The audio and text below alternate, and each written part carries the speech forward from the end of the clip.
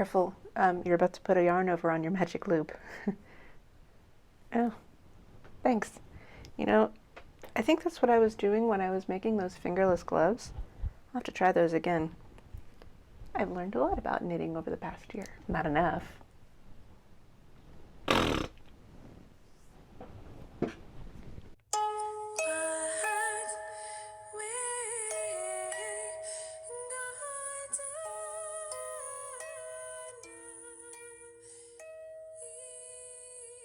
Hi there, welcome to episode 7 of Yarns and Yarns, where we talk about all things yarn related and then spin yarns as in stories. My name is Shay McIntosh Ford and I live in Colorado with my husband, my 2 boys, and our puppy. I'm going to get right into FOs. The first one's obvious. I had a heart-to-heart with myself and decided to get over it and just finish my Weasley sweater. Instead of explaining all the back and forth dialogue to you, I'm going to do what every writer is encouraged to do, and I'll show you. It's your first sweater. You need to finish it. But the yarn makes me feel so creepy. You liked it when you bought it. Yeah, well, I didn't realize how bad their corporate greed was at the time. You bought a lot of it. Yeah, well, it's a sweater. Can you return it? Of course not. I bought it over a year ago. You liked other yarns better. Yeah, well, I wasn't working and we just couldn't afford them. So you settled for the big box yarn, and then you went out and got a day job that gave you a panic attack. Yeah, that was a nightmare. But we can't afford to support small businesses unless I'm bringing in an income too. So you started playing harp? Yeah, and just at the point where I was bringing in enough income, the coronavirus killed all my gigs. Another nightmare. I don't see a nightmare. Seriously? No. I see a sweater that you put a lot of work into.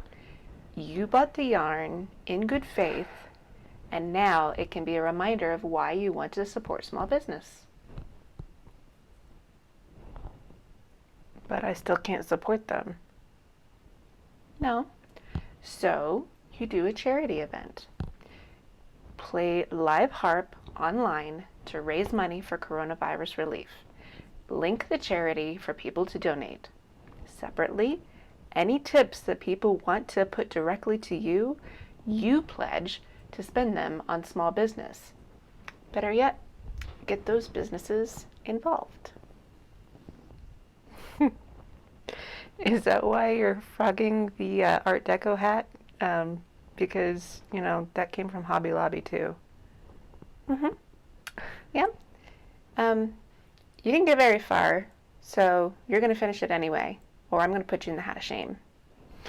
All right. So there you have it. The beginning ideas of a online live harp event and the push that I needed to finally finish my misadventured sweater. I have no ideas but my own, which could be very wrong, on how to organize a charity event.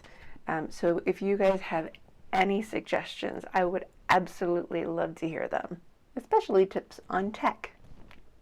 If you're a maker and you want me to give you a shout out, or if you have something that you can donate for a possible giveaway, anything to help make this bigger, I'll have all my contact information down below. I'm thinking about doing a random giveaway after I reach a certain dollar amount for the coronavirus relief.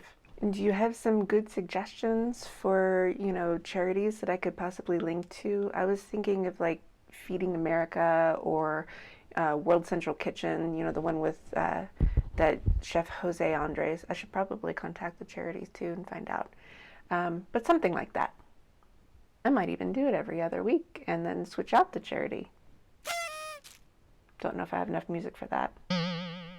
I'm getting excited. This is a lot better than complaining about corporate greed. I am extremely fortunate. My husband has been working from home for years now, and he works in IT, so his job wasn't really in danger from the pandemic. And though things have been pretty tight for the last few years, mostly because this house is just too big, um, we're actually right now doing quite better than a lot of people. Anyway, so this sweater. Yarn selection aside, I'm really glad that I chose this to be my first sweater pattern.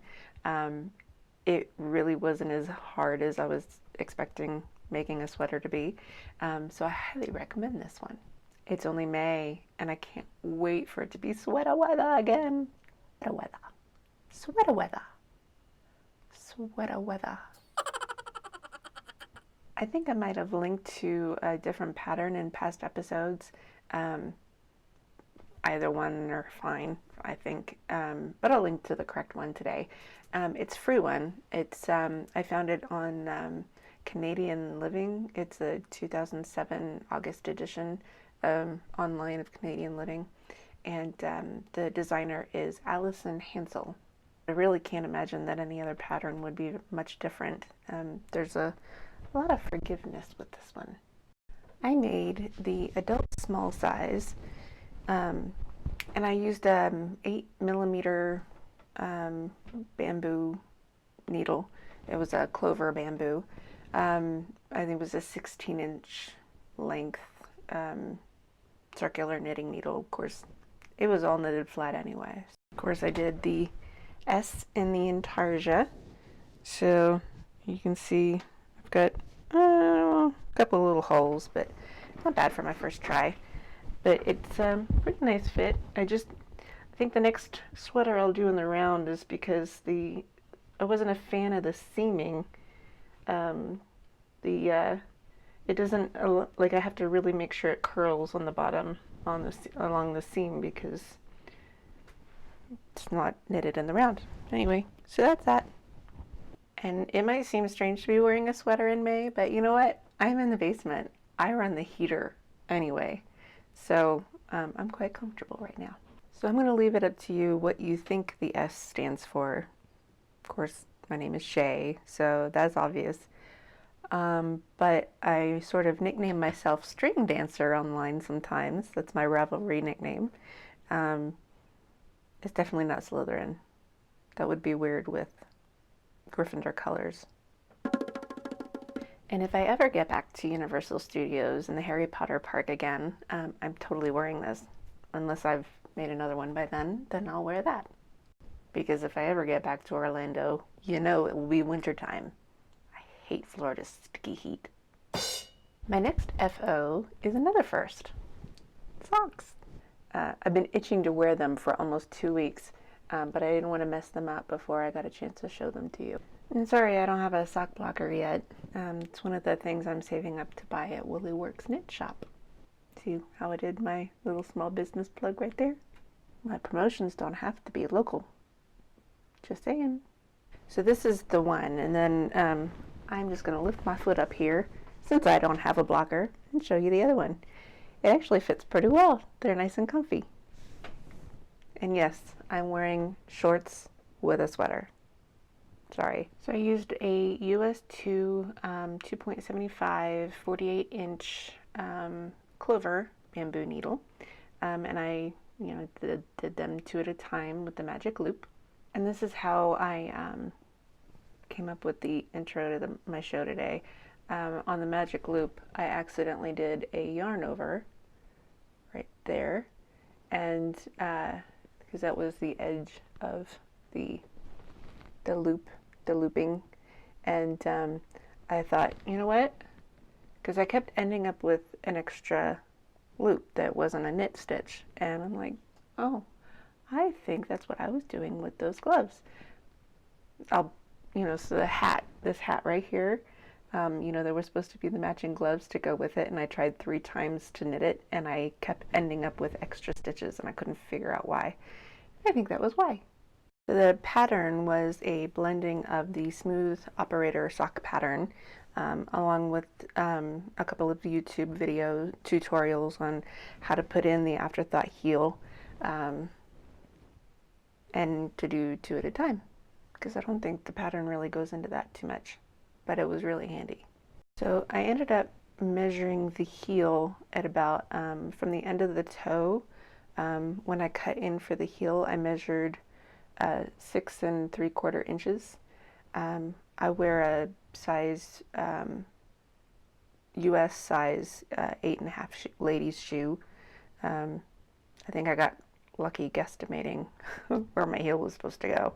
And I don't know if it's because these needles are so small, but if you can see it, the tip, let's see, the tip of the needles got slightly damaged, like a chip there. And I don't know, it's just frustrating because, I mean, they're still usable, but they don't really knit very smoothly anymore. These weren't the right size needles for socks anyway. Oh well, I'm learning. The yarn is Patton's Croy sock yarn, and the colorway is, the main colorway is Dad's Jacquard, which doesn't really make a whole lot of sense to me. These are awfully pink for a dad. And the toe and heel are also Patton's Croy, and the colorway for that one is called Muslin. That's it for finished objects, and we're going to move on to whips. More socks! I loved the process, and I couldn't wait to get started with these, but I had to wait because I had to wait for my right-sized for socks needles to arrive.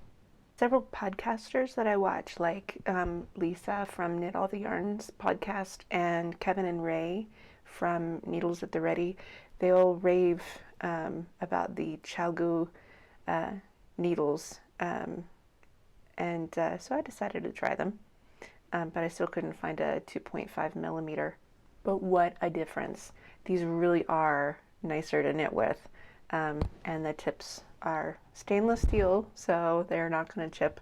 But the best part, honestly, is the memory-free cording. So I don't have, like, literally this is how it ended up when I took it out of the package. It doesn't curl up on my knitting. So these are a US 1 2.75, I'm sorry, 2.25 with a 47-inch cord. So nice long cord. I don't mind it, it doesn't get in my way. A lot better than the other one. So as far as the gauge goes, we'll have to wait and see. I'm having the opposite problem than I had with the other socks. So with the other ones, the stitching was right. So I had the right amount of stitches per inch, but the rows were, I had too many rows. With this, it's the opposite, where the rows are right, got the right amount of rows per inch, but I have too many stitches per inch. So, but with the other socks, I had a lot of positive ease, so these should be a little snugger on me, I hope. Also, just a quick, like, little trick that I thought I'd share, because sometimes my gauge might be a little off, because if my hands are too dry, the yarn it slides through and I don't have a good tension. So I'll put, lotion because it's really dry here and I'm over washing my hands. So I'll put lotion on my hands, but then it gets sticky, and that messes up the tension too. So after I put the lotion on my hands, I use, this is something my granny taught me to do, because in Florida it's sticky all the time. So you just put a little powder on your hands if you're sweaty or your hands are sticky, and that way your hands are nice and moisturized and they're not too sticky and they're kind of not too dry either. So this is, I used to work for Crabtree and Evelyn, so this is Evelyn Rose powder. But what's really nice is that at the end of your project, your socks or hat or scarf or whatever you're making smells like the powder you're using. It smells so nice. And I wanted to have some scrap yarn so that I could start a scrappy yarn sock blanket. Scrappy sock yarn blanket. Anyway, so I made sure that I used the muslin for the cuffs as well as the toes and heels this time. And this main yarn is also the Patton's Croy sock yarn. And this is Singin' the Blues Stripes. But what's a little frustrating about these balls of yarn is that I get the guts that come out of the middle when I'm trying to find the end, and it takes a while for me to knit through that. It's a little annoying. I need a cake winder. I like how nice and tight the stitching is coming out from this one. So I think these are going to come out better. And I'm hoping to be ready to go for some indie dyers like Nomadic Yarns and Mustache Yarns. They have fun colors. Small business plugs are the best. I was able to get some indie dyed yarn from my next whip, but with the money that's left in my Harp bank account is pretty well depleted by now. But this yarn is totally worth it.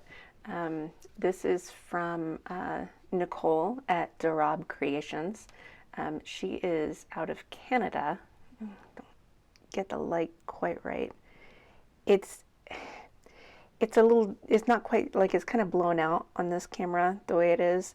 But it's kind of like a really nice sage and sand. That's what I think of when I see these colors. But she uses natural dyes. So this is actually dyed with black beans and avocado skins. And it's so nice and soft. And well, it was squishy until I balled it up. But it's 75% superwash merino and 25% nylon. And it's the fingering weight. So it's nice and thin. This is why I record in chunks. I just went through a whole bunch of recording, talking while I wasn't recording, and recording while I was getting ready for the next chunk. And it's probably fine because I went on a rant about rude people at the park. And we don't need any more rants about rude people nowadays. Anyway, I am excitedly making my first sock head hat. It's a free pattern on Ravelry by Kelly McClure, and I'll link that down below. And I love the way that Nicole's yarn is knitting up. It's sort of like a marbling, or is that called flashing? I don't know, you tell me. But I think it looks great. So it's a nice, the way it's patterning up the sage and sand. I keep calling it sage and sand. That's just what's running through my head when I see these. I thought at first maybe butter, but it's not yellow enough for butter. Although it does look kind of yellowish on the screen, but it's really more like almost a beige yellow. So I think of sand. I am using those damaged bamboo needles, so 2.75, which is what the pattern calls for. And I might replace these with some chow goos later, but it works for now. But my gauge was really small, and I think it's because the yarn is thin. You know, I don't mind. But according to the pattern, my head measures for the large size hat. But because the gauge was so small, I decided I better make the extra large. So yeah, that was a lot of casting on. But the brim fits nice, so it works. And it's nice and squishy. I like it. I don't want to get makeup on it. Guess what I had to frog? Yeah, I knit 2 rows after you last saw it, and I missed a yarn over. So I was trying to tink it back and forgot to tink through a knit 2 together, and then I just got very confused. I didn't cry, but I did rip it all out. I actually tried it again on smaller needles, thinking that might help because the big needles felt really awkward with such small thread. But I had the same problem in almost the same place. It's not the pattern's fault, it's me. I don't think I'm ready to knit something as complicated as lace yet. I really want to make a shawl with these three colors together, so I decided to go back to doing crochet. It's probably what this is meant for anyway. And crocheting is a lot easier than knitting lace because when you make a mistake, you just rip out to where your mistake is and then you crochet back up again. The pattern I chose is a company pattern by Drops Design called Black Swan, and it's a granny square style. So this is, I only did one square so far, so this is what I got. And I think that'll be nice. I have no idea how I'm going to blend all the colors together, if I'm going to do like every other square different colors or have a whole row of one color, a whole row of another. But anyway, I like the flower way it came out. And once you finish a granny square, you put it aside, start another one, and don't worry about any mistakes where that's concerned until it's time to put them together. The pattern calls for a 3.5 millimeter hook, and I didn't have one, so I had a 3.25. I actually had two of these for some reason, but oh well. I'm getting kind of tired of working with the cotton though, so I don't know how fast I'm going to move that on that one. I'm really into knitting lately, not crochet. One more thing before moving on to stories. I've been watching a new podcast called Alpacadelphia Knitting with Bridget, and she has such a calm demeanor. It's really nice to knit to her show, especially now. And she spins. I actually tried spinning once. I took a class a long time ago, but at the time I took the class, I was getting kind of hangry, so it didn't really work out too well. I was known for being hangry a lot until I started eating keto. I once went to a reenactment, and there was a woman in a tent, and she was spinning, and she was taking fibers from a ball of fluff in her lap. And then the ball moved, and I realized it was a live rabbit. She was spinning Angora. So Bridget's show reminded me of that. So I decided to look up harvesting Angora on YouTube. Long story short, I am setting a goal to make these opera gloves out of Angora from Rhapsody Fibers on Etsy, which I will link below. Lauren is going to spin the fiber for me when I'm ready, but I gotta make sure that I can knit that pattern because it's lacy, and I just want to make sure I could do it without getting frustrated because Angora is expensive. So even my wool gloves are not warm enough in some places when I play harp, which is why I'm kind of heading toward looking at Angora. I just hope I don't mess them up. So I'm going to make the short gloves out of this leftover chocolate wool first. So if it comes out right, I'll just have an extra nice pair of gloves. Now to stories. I'm sorry, but I have been on a non-fiction wave for a long time now, so the books that I have to talk about are not really yarn worthy, but they were still very good, and I recommend them. But the first one I won't talk about. It was Front Row at the Trump Show by Jonathan Carl. Next one, though, was Talking to Strangers by Malcolm Gladwell. I love reading his stuff because he takes experiments in psychology and sociology and, you know, applies them to actual events so that sometimes human behavior that is unexplainable, we can kind of understand it a little bit, even if we don't like it. And sometimes he can be a little too generalized, but for the most part, a lot of his writing makes sense. But trigger warning, this book does delve into sexual abuse cases, like with Jerry Sandusky and Larry Nassar. It also talks about the suicide of Sylvia Plath, so fair warning. The big takeaway for me with this book is the problems with racial disparity. I mean, that's kind of where he was going anyway. There's an overarching theme about our tendency to default to truth. It's a theory posited by the psychologist Timothy R. Levine. I can't remember if this is something that was mentioned in the book or something that my brain concluded to, but default to truth, it can be like giving people the benefit of the doubt, even though they're conning us. But sadly, for the racial element, default to truth can also mean a default to the truth that we are taught. Without a drive to look for actual truth, we make assumptions based on appearances filtered through our own perceptions, which could be way wrong. And this is how innocent joggers are gunned down because their skin happens to be black, or concerned black men are accused of being a threat for asking someone to leash their dog as the law requires, or black men die begging for breath as an officer kneels on their neck. It's also how conspiracy theories get out of hand. A couple of critics gave this book some negative reviews, but I don't think it deserved them. My favorite thing about this book is promoting the idea for searching for real truth so that we can end pain.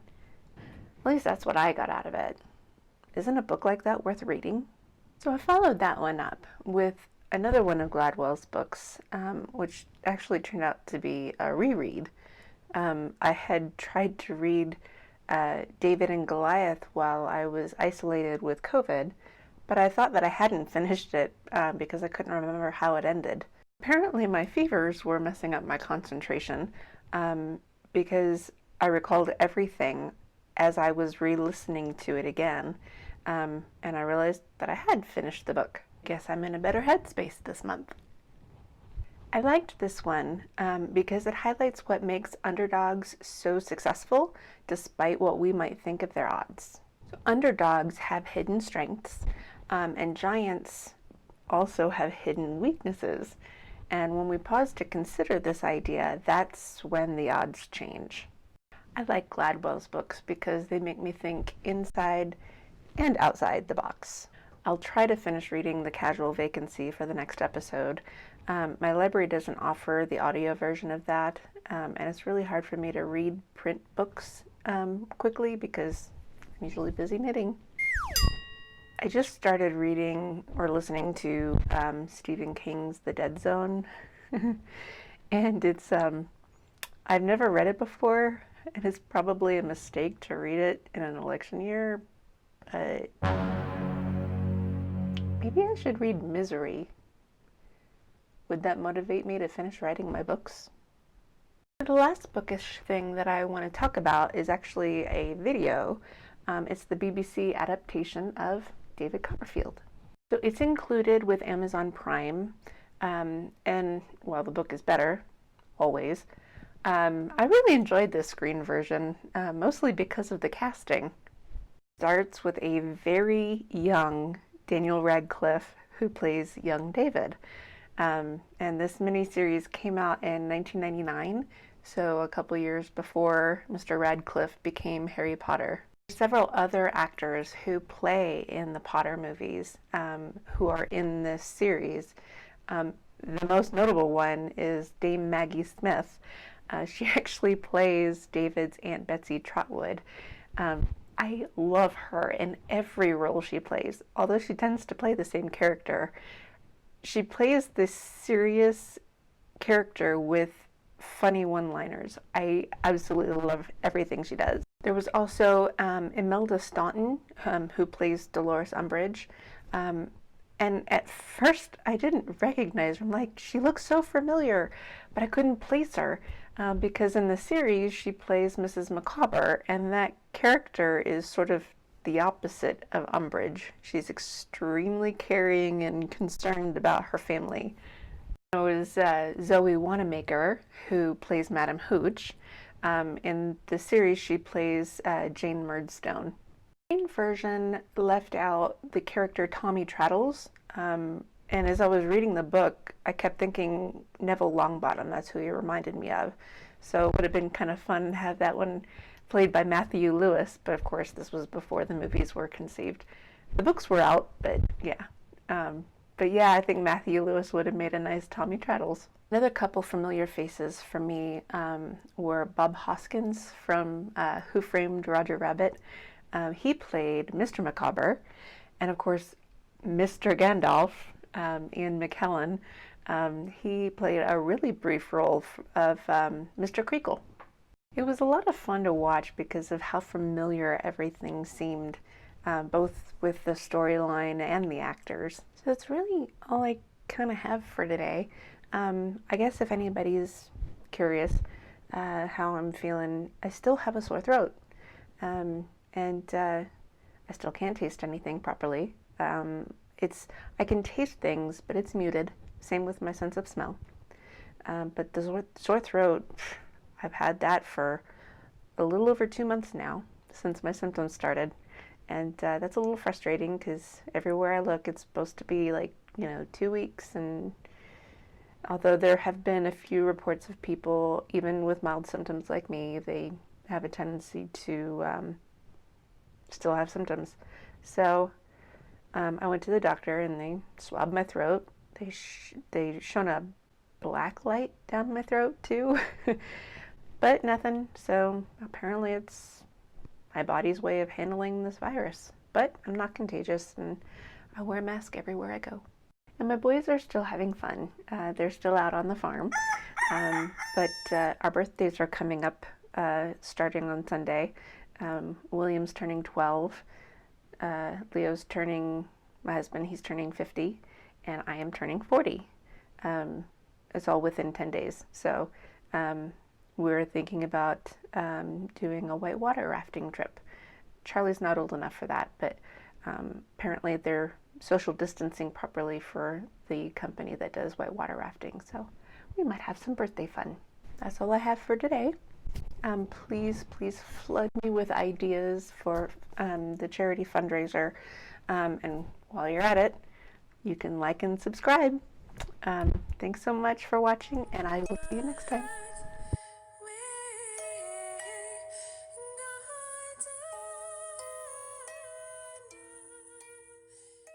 Instead of so the pattern I chose, it's a theory posited by a psychologist called Even as They Are Conning Us, but dog. So the screen character, or